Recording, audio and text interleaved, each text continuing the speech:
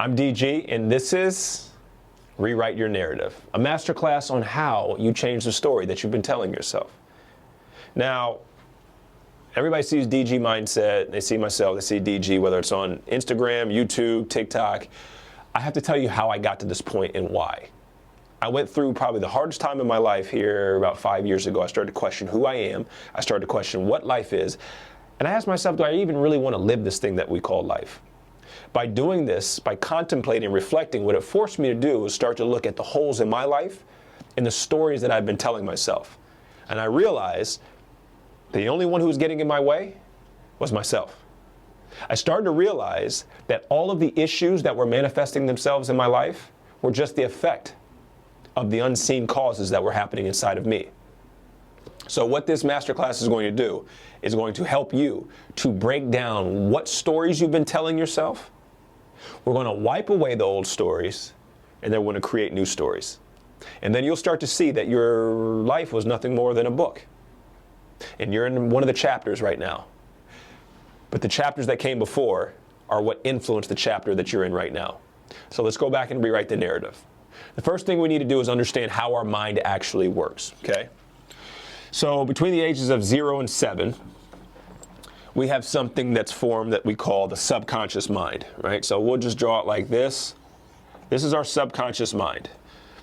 All information that's coming in through mom, through dad, through TV, through music, through society, this is going into our subconscious mind. We'll just put a SC there so you know what that means. The subconscious mind has some attributes. The subconscious mind can only accept all information that comes in. So when someone tells you, oh, you're not good enough, you can't reject that. You have to believe that. You have to accept that. This is the way the subconscious mind works. Or let's just say mom's late. She doesn't pick you up. And the night before, she was angry at you because you were arguing with your sister.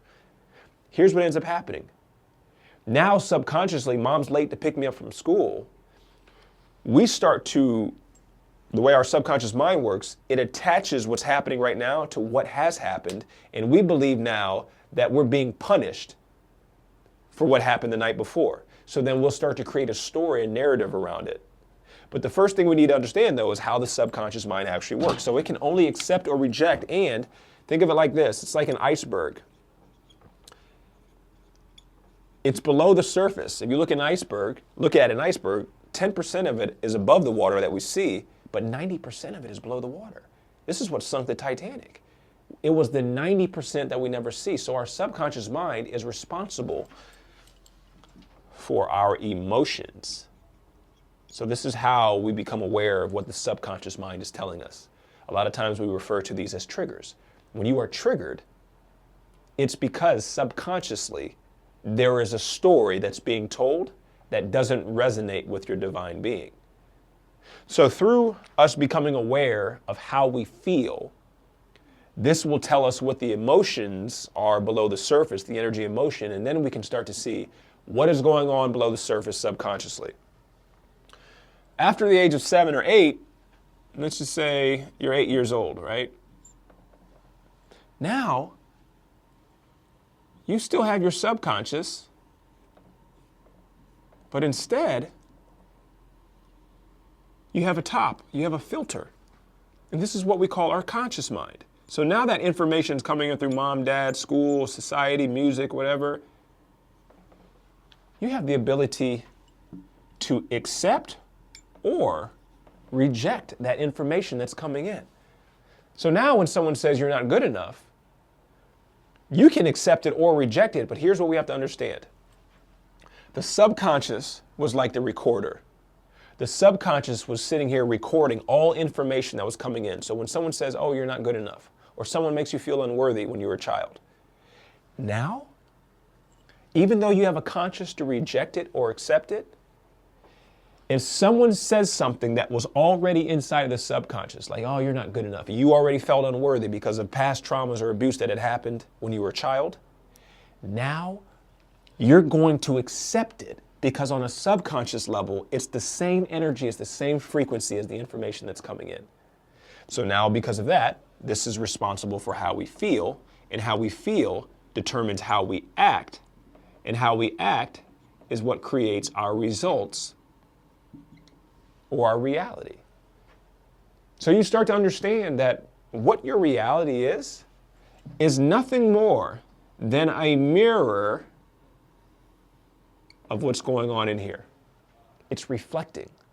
So this is why it was so important for us to self-reflect, to self-contemplate, to look inward and ask ourselves, why do I feel this way? Why is this bothering me? So now that we understand the subconscious and the conscious mind, we have to understand why we tell ourselves these stories, okay? And this is the part where, thankfully, you have some help. I am here to help you, but this is what I found was the hardest part. The why. Why am I telling myself this story? One of the hardest parts of self-development, or most challenging, I shouldn't say hard, is to become aware of something that we're not aware of, okay? So, here's what ends up happening, okay? There's a faculty of our mind that we call perception. Perception, that's one of our 6 mind muscles, right? The 6 mind muscles are imagination, memory, intuition, reason, perception, willpower, okay? Perception is the lens through which you view life.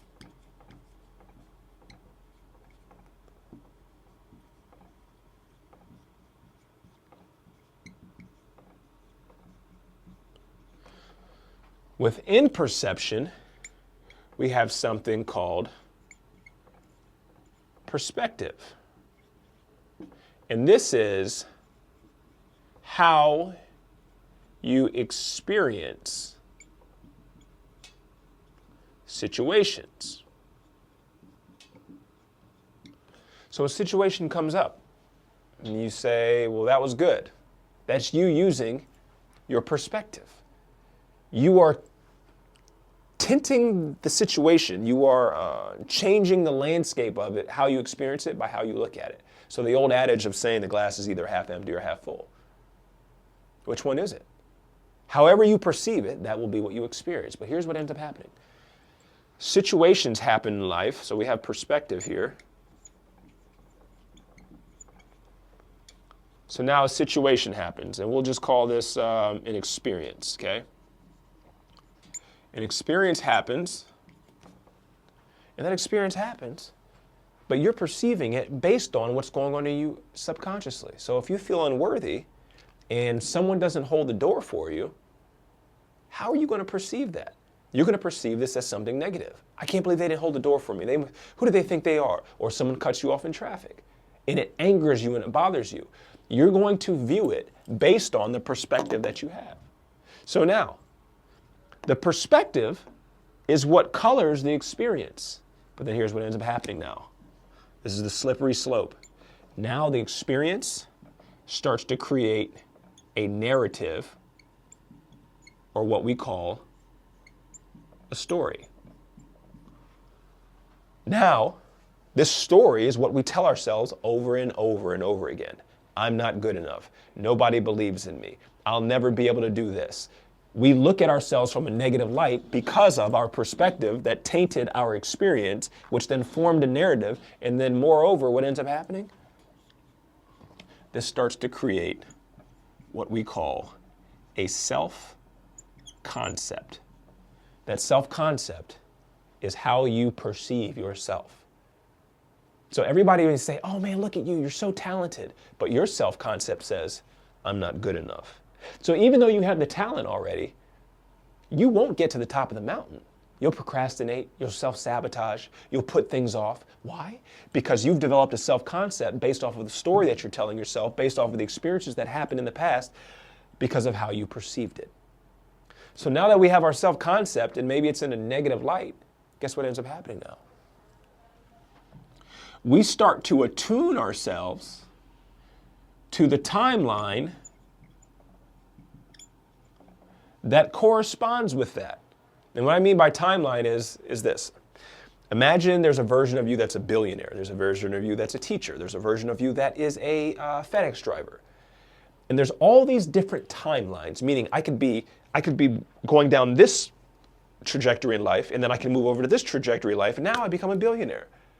We jump from timeline to timeline based off of our self-concept. So when I told you I went through the toughest time in my life 5 years ago, it was because I had a distorted self-concept. So I was on a timeline that matched behaviors, and my reality conformed to it to match the fact that I felt really bad about myself.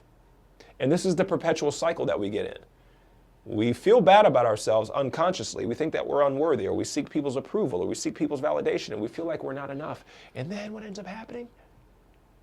Life starts to mirror that self-concept, because life can only reflect whatever we are. But the issue is it's happening on a level that's below our level of awareness. So now that we're on this timeline, guess what this timeline does? The timeline creates the reality. And then here's the loop. Once we look at our reality, it causes us to perceive it that way. And now we have a loop.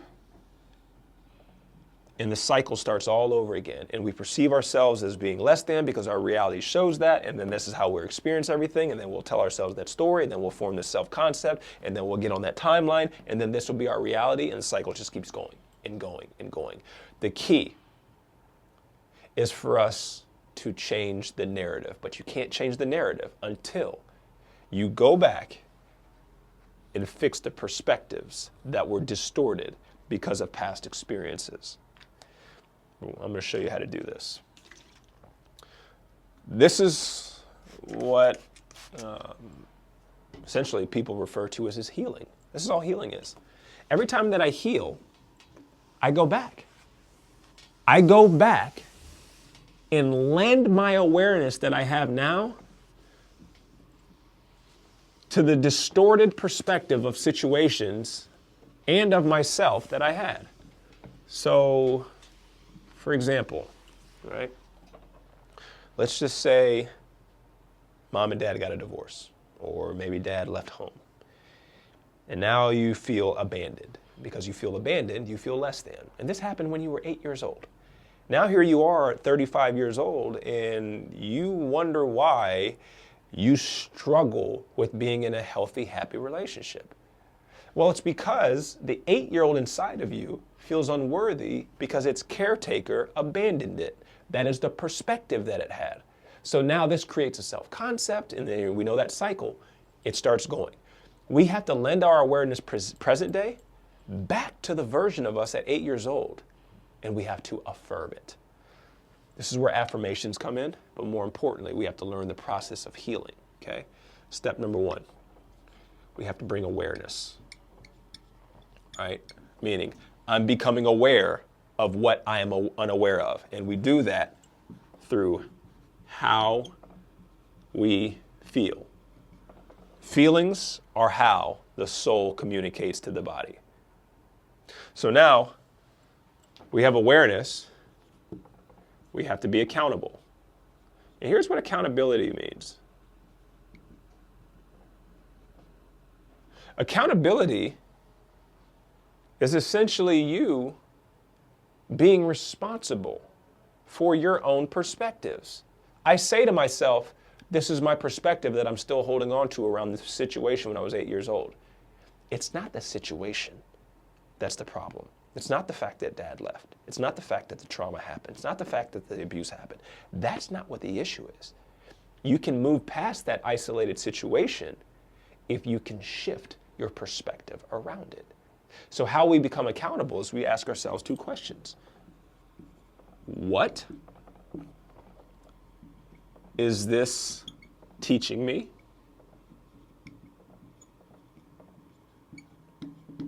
And then number 2, what would I have done differently? What would I have done differently if I could go back? If I could go back, what would I have done differently? Maybe I would have shifted my perspective. Maybe I would have had this conversation. Maybe I would have asked these questions. The reason why we're doing this is because we're trying to extract the in formation. We're trying to extract the information, also known as the lesson. And once we have the lesson, now we can see more of the picture. Always think about it like this. The more information I have, the more awareness I have. The more awareness I have, the more that I see. The more that I see, the better I can form a perspective. This is also what we call a judgment, right? You won't judge yourself. You won't judge things when you have more information. Okay, so next.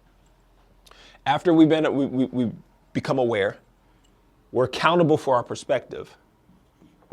Lastly, we have to act against the old narrative. And this is sometimes the most challenging part. We know that we're capable. We know that we're worthy. We know that the old wounds, that the old stories that we tell ourselves are saying that we are unworthy. We have to act against that when we feel unworthy. Here's what that looks like. Maybe you feel uncomfortable walking into a room with people in it. Why? Because it makes you feel less than, because you used to get bullied and made fun of in the cafeteria. When you walk into a room now, sometimes you're like, oh, I'm not going to go in there, I'm afraid. Instead, we must act against that. We must say, I'm going in. I'm going in. And who cares what people think? You're acting against the version of you that lived in the vibration or the frequency of being unworthy. So this is what this means, right? So we can refer to this as action if we want to, but it's awareness, accountability, action. Awareness, accountability, action. These are the steps of how we start to move past so we can start to rewrite the old narrative. Now, what's really important is to make sure that the perspective that you form of yourself is in alignment with where it is that you want to go, which is the last part of this, of us rewriting our narrative. Being able to tell ourselves the story and making sure that the story is in alignment with where it is that we would like to take our life. There's no point in making a new narrative or making a new story, but it's not in alignment with where we want. So I'm going to show you how a human being manifests its reality at will, how we become co-creators of our life. So let's just say here you are right now, all right? There you are, present day, okay? And let's just say this version of you, and we'll just use money to make it easy, right? This version of you sees itself as being worth 100,000. Oops. All right, we'll say 1 million. We'll say 1 million, okay? Now if we put the version of you who's out here, this version of you sees itself being worth $1 billion. Okay, we're just using money to quantify to make it easy. So there's $1 billion. Okay. So let's just say this is you present day. This is you in the quote-unquote future. Now, the only difference between this version and this version is the story or the self-concept that this version has. And we know that the self-concept is determined by the stories that we tell ourselves based off the past experiences and the perspectives that we have, okay? So now, this version of us right here, let's just call this this will be our AR, also known as our alternate reality. This version of you is waiting for you. I'm here to tell you that. This version is waiting for you. The alternate reality that you're looking to manifest is waiting for you. But first, here's what we have to do. We have to form a self-concept that is in line with that. So I'm asking myself these questions. Why do I feel like this is so hard? Because the only gap in between this one and this one is what we call fear. This is what we call doubt, right? Because our logical conscious mind is looking for proof. Because the subconscious mind is saying, I don't know if we can do this. I don't know if I'm worthy of $1 billion. So our job is to eliminate this line and make this move closer, shorten it. And how we shorten it is really quite simple. You've been gifted with this thing that we call the imagination, okay? I want you to imagine this version of you here. What would they be saying to this version of you right here? And here's how we get that answer. If this version could go back to what we refer to as the past, all right, we'll say this is the past, and this is the version of you that felt like it was worth $1,000. What would this version say to this version? No, you're better than that. You're good enough. You don't need anyone's approval. You don't need anyone's validation. Believe in yourself. Know yourself. Whatever you would say to the past version of yourself who needs the healing, and this is where affirming comes in, right? Affirmations. Okay?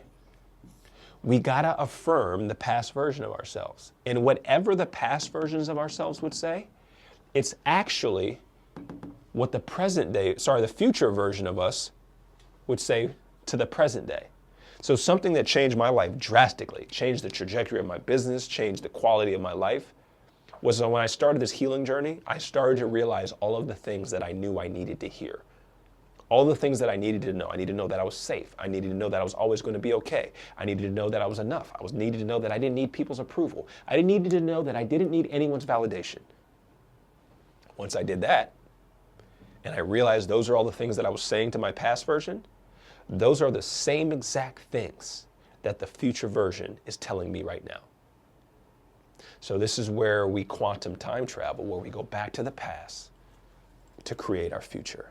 Like the bow and arrow. When you pull the bow back, it goes forward just as far in equal proportion that you go back. So our alternate reality of who we're looking to become has a story around it. But the story is being told by the storyteller. And the storyteller is the concept, meaning how you view yourself. It's the self-concept.